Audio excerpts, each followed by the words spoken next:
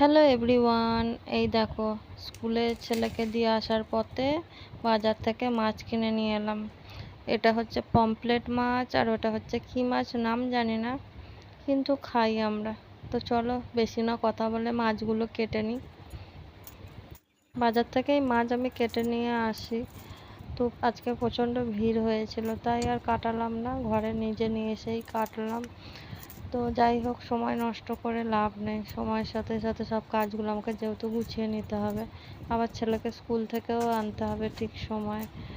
আর এই দিকে দেখো মিনি বিড়ালের কত সাহস, আমি মাছ কাটছি দেখছে তবুও দেখো থালার কাছে এসে ঘুরঘুর করছে, মানে চোখটা ঘোরালেই ও মাছ নিয়ে পালাবে। আর ওইদিকে ওর মা বসে আছে। বিড়ালগুলো সবসময় পায়ে পায়ে ঘুরঘুর করে, এখানেই খাওয়া দাওয়া করে, এখানেই থাকে, কি আর করা যাবে, তাড়িয়ে তো দিতে পারি না। আর এইদিকে দেখো আমার মাছ কাটা কমপ্লিট হয়ে গেছে। তো যাই হোক বন্ধুরা, এখানেই শেষ করি কারণ রান্না বসাতে হবে। টাটা।